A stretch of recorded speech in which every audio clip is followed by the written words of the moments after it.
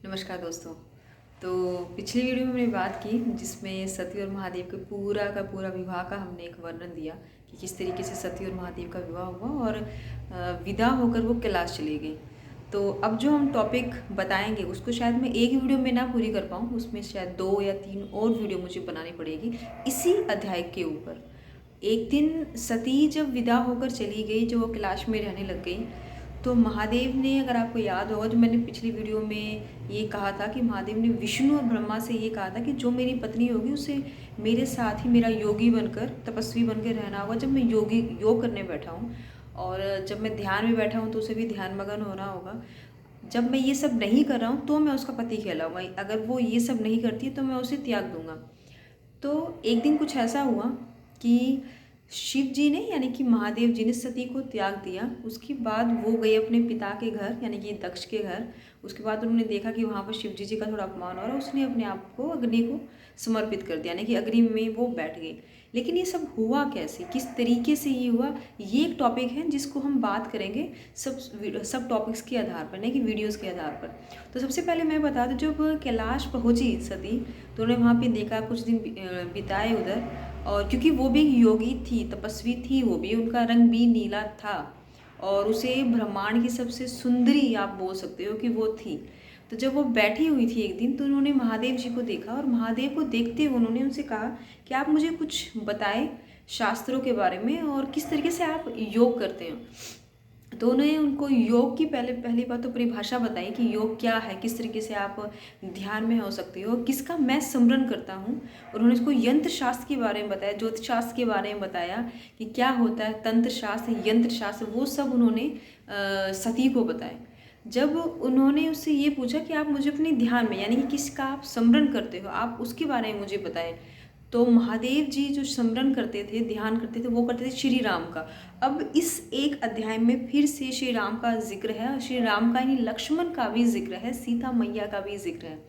तो किस तरीके से उन्होंने उसको बताया कि भी मैं श्री राम का मैं योग करता हूँ, ध्यान करता हूँ, मैं उनकी भक्ति करता हूँ। तो उन्होंने इनकी बात सुनी। शिव जी क्या ना, कभी कभी माया करते हैं सबके ऊपर। माया करने का मतलब इसको बोलते हैं 2 रास्ते, वो 2 रास्ते देंगे, देखो आप चुनो कौन सा आप चूज करते हो उस चीज़ को। तो इसी तरीके से एक दिन सती भ्रमण कर रही थी महादेव जी के साथ, पृथ्वी पे भ्रमण कर रही थी। तो उस वक्त उन्होंने वहाँ पर एक इंसान को देखा जिनकी गति, बाहरी गति थोड़ी सी अच्छी नहीं थी, यानी कि इतनी सही नहीं दिख रहे थे। उसमें 2 पुरुष थे, उसमें से एक पुरुष का नाम था श्री राम, दूसरे पुरुष का नाम था लक्ष्मण।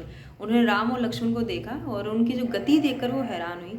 तो उन्होंने शिव जी से पूछा कि ये दशरथ के पुत्र हैं, ये सूर्य देव में उत्पन्न हुए, यानी कि उस वक्त जो इनका रूप था ना, वो रूप है ना इनकी ये हालत है, ये इस तरीके से विचर रहे हैं पूरे जंगल के अंदर और सीता सीता यानी कि सीते सीते की ध्वनि कर रहे हैं। तो उस वक्त उनको बताया महादेव ने कि इनकी जो पत्नी है सीता को रावण ने उठा लिया है, ये उसी को ढूंढते हुए जंगलों के अंदर विचरने निकले, यानी कि घूमने के, मतलब देखने के लिए निकले कि ये अपनी वाइफ को ये ढूंढ सके, खो सके।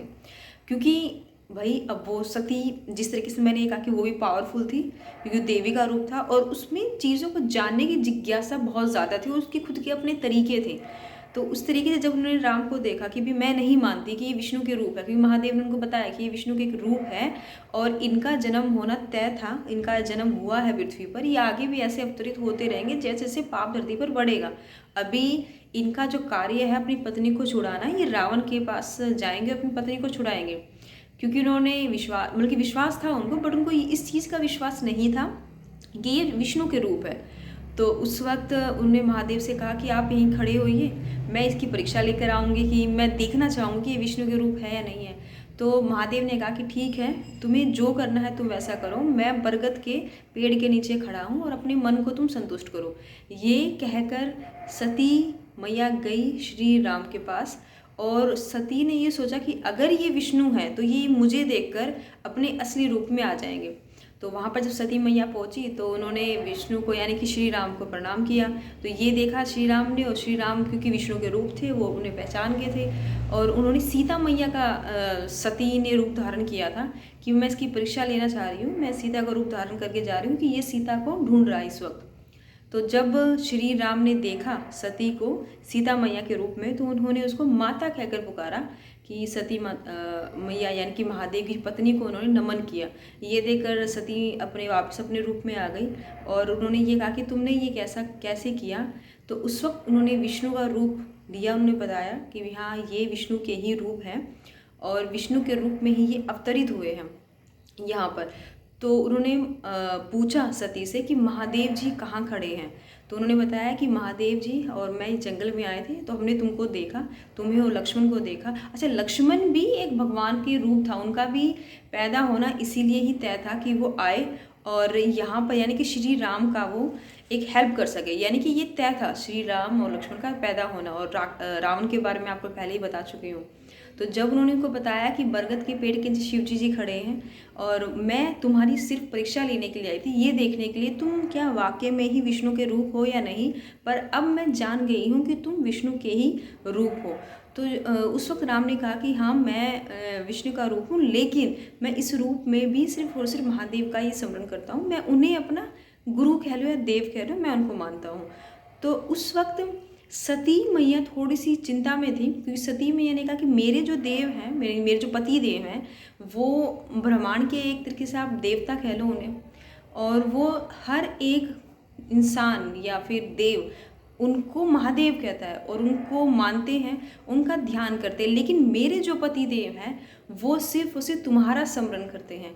मैं इस बात को नहीं जान पा रही हूँ, कृपया करके तुम कुछ ऐसी चीज़ बताओ या फिर इस बात से तुम पर्दा उठाओ कि ये क्या है, ताकि मेरे मन को संतुष्टि मिल सके। तो ये सवाल किया था, सती ने किया था किसी श्री राम से। अब श्री राम ने इसके बारे में क्या उनको उत्तर दिया, और ये सुनकर बाद में ऐसा क्या हुआ कि महादेव ने सती का अपनी पत्नी के रूप में त्याग कर दिया, इसी का ही दूसरा अध्याय है, मैं आपको अगली वीडियो में बताऊंगी।